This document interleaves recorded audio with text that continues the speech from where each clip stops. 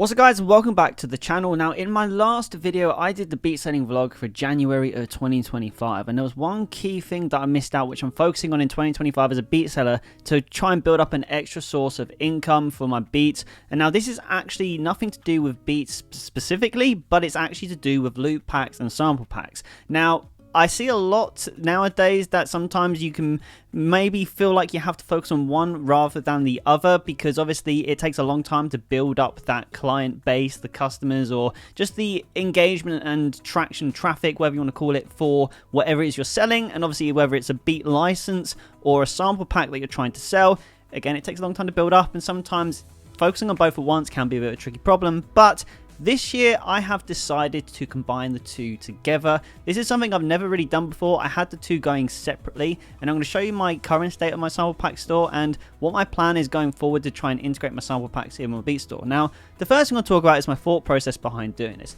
Now, the one thing that I've really kind of tried to think about is a sample pack something that would be of value to my type of customer who buys my beats as well? Because when you think about it, people are buying beats, they're buying beats because they cannot make their own instrumentals, or maybe they don't have the know-how, they haven't been making beats as many years as we have as beat makers, so the quality won't be as good. So to have them release ready instrumentals is always something which is a very good selling point, and why the beat selling industry is still a thing.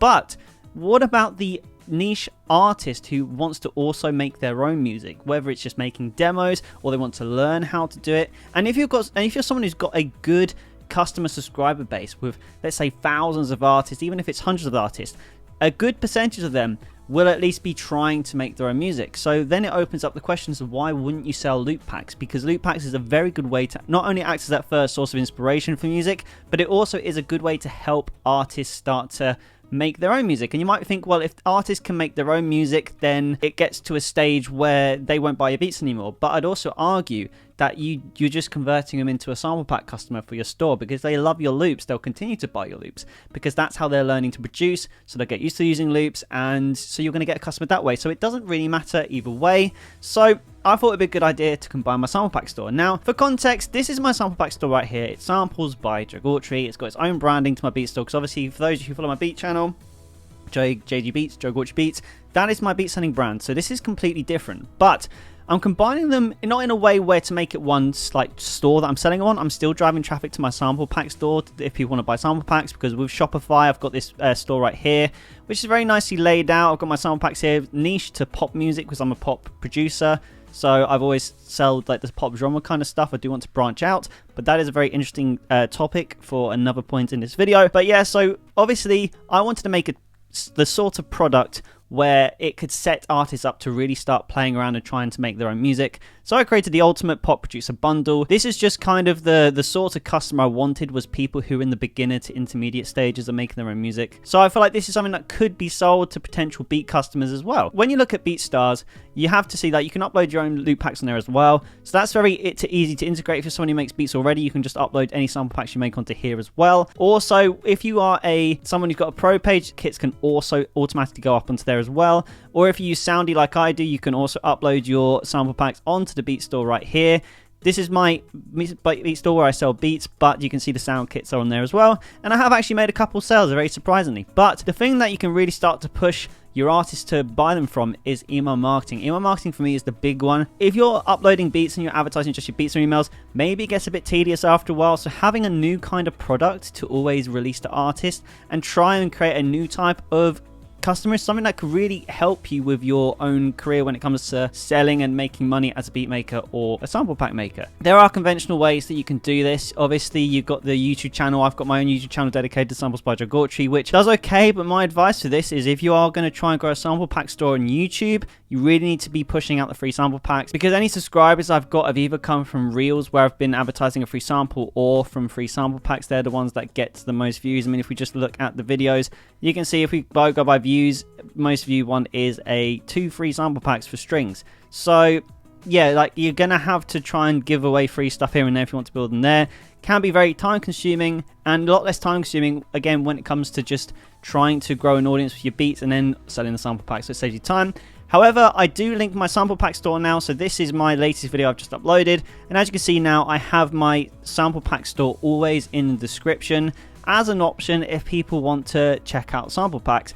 because some people may listen to these beats, love the beats, and maybe they just want to try and create something similar. So that's when the sample pack is a really good selling point, and that's why it's in there. So it's really integrated with my beat store. And this is why now, if we look at this chart here, which if you watch my last video, which is my beat selling vlog for January, which by the way, if you want to watch it afterwards, I will leave a link below in the description. This is the new chart where I track my earnings for the year, and that's why I now have Pack Store here.